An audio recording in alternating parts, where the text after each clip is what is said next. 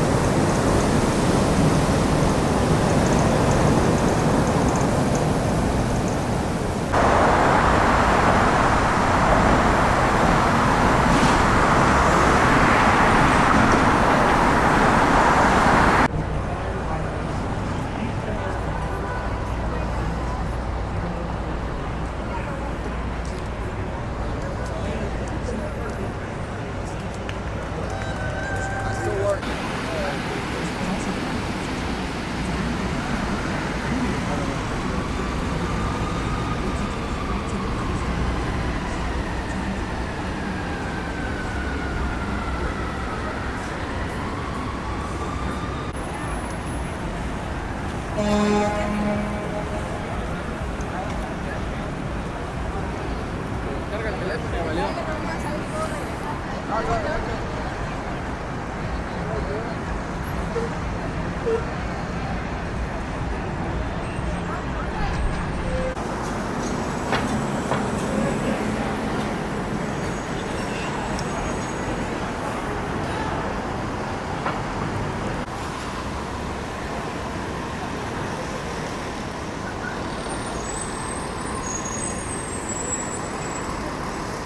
We had our first non-native visitors here.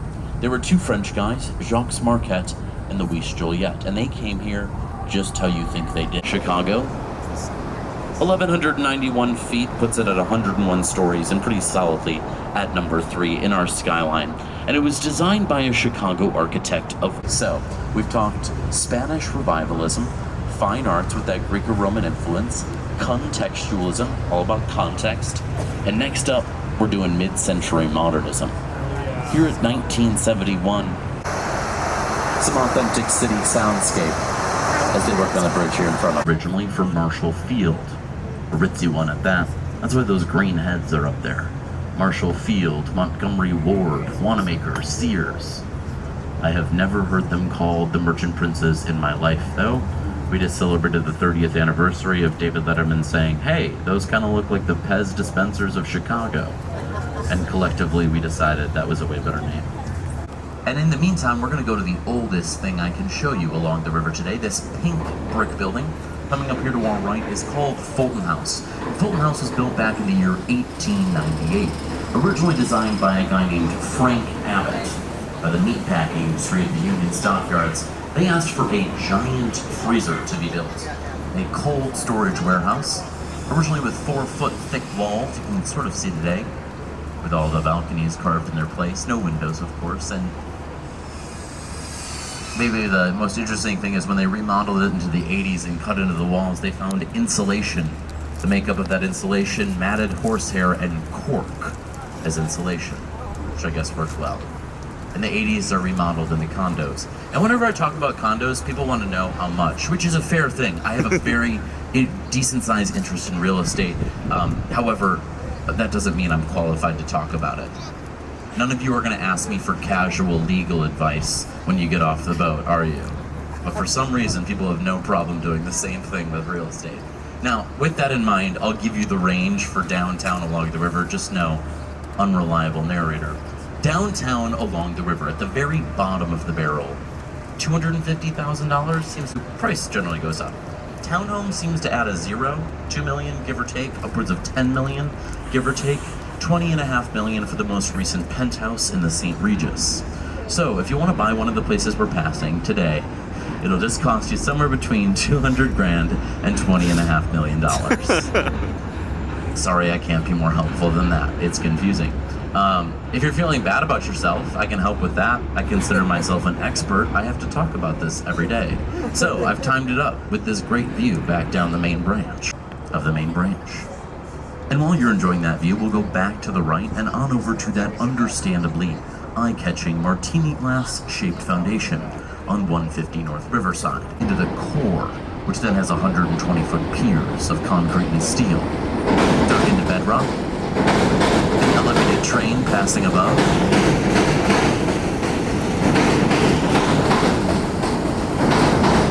The L for elevated, the pink line heading out of the loop. For my favorite part of this building, you won't have to do much thinking, just looking. As we come underneath the bridge, take your eyes up. Yeah, that's us right there. That's our reflection. That's my favorite part. I don't know what to tell you. Not joking even a little bit. Yeah, you can wave to yourself. That's kind of the point.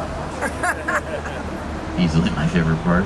Now, they did find a bit of an issue with wind, so they installed 160,000 gallons worth. It's a blustery day.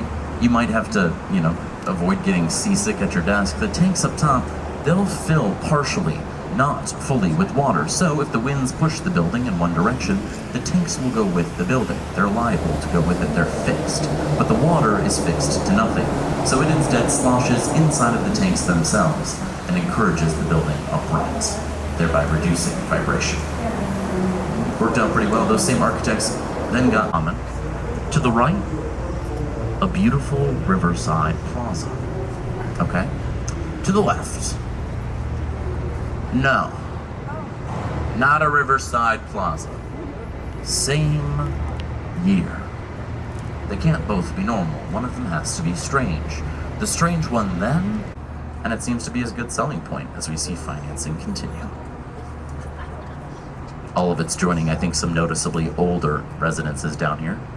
I used to call this a secluded retreat in the woods. Feels less relevant today as the neighborhood grows up around it.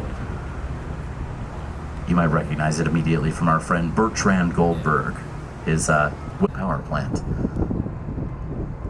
In my experience, if you know about the Great Chicago Fire, you know about the story of the fire. I'll die on this hill. I'll fight to the end that this is a good story, objectively. My best argument, I'll lose my job in 2023 if I don't talk about a fake story that was recanted 2 weeks after the fire. It's good. And if you're dedicated to that being said, we were not so good at living those long, happy, and healthy lives we want to live today. That first Chicago had no regulations, no zoning laws, no building codes, no public safety.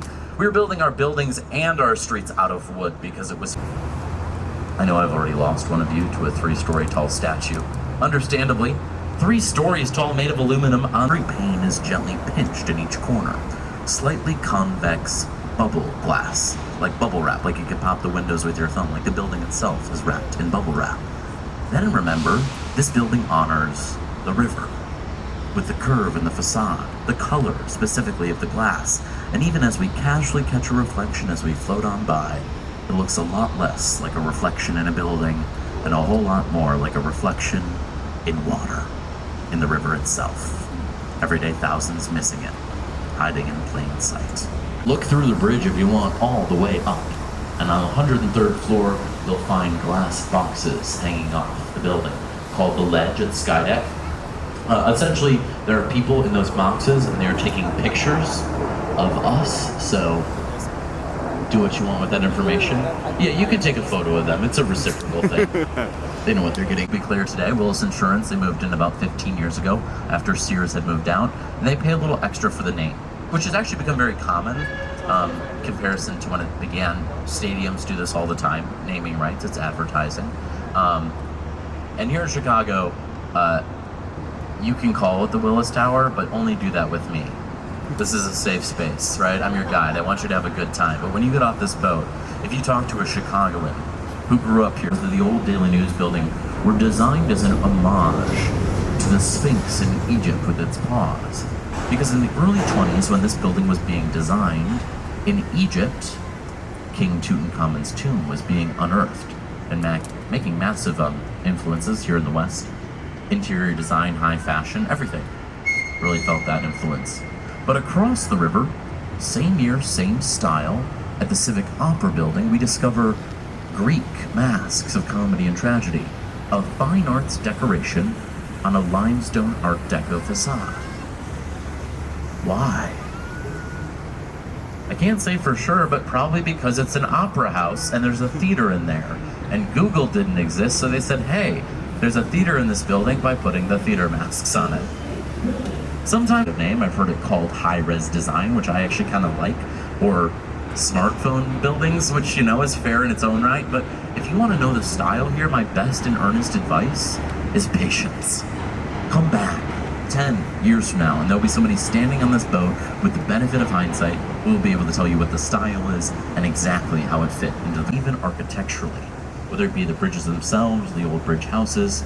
The Lake Street Bridge has always been a favorite of mine. Built in 1916, over 100 years ago, it could then and can still today be opened and closed all in about 4 minutes, all using the power of a motor you might find in a Honda Civic from the late 80s. Million square feet. This thing had its own zip code for a little bit, still has its own L stop, just for the people who work there. Well preserved as an office building, which this new tower is also for. 54 feet, you gotta step back to 1/4 of your foundation area for sunlight, letting it come down to other buildings and city streets. Which seems like a lot of effort, but I think it's worth remembering that even at this day and age, in a luxury building, light was not flipping a switch. You needed large windows and light wells so your employees could see their work, and you needed light to get down to the street so they could get to work. This was an important part of planning at the time. So in the recommendation of city planners, the city implements an ordinance that's no longer in place today because our problems have changed. Ideally, that's the point of those regulations, helping fill the gaps as our problems change over time. It's just speculation, but this last week we got a description. Historians found a description of the building written by the architects that specifically references this being designed after a champagne bottle.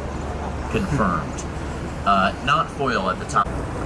Peeking out behind the Wrigley, coming into view, is Tribune Tower from 1925, the winner of a 1922 worldwide contest held by the paper. Colonel McCormick says, I'll give $100,000, went pretty far in the 20s, to whoever can design me the world's most beautiful office building. And because it's the 20s, 250 hand-drawn designs make their way to his desk. One winner, the design Howells and Hood's Gothic Revivalism. That influence is mainly felt in the top, and that crown, that Gothic influence. Maybe as you look at it, it's tickling your cerebellum, reminding you of Notre Dame, the church in France. French cathedrals, definitely where they were pushing an idea of how I could not pay to live along the river 30 years ago. And today, that's changed.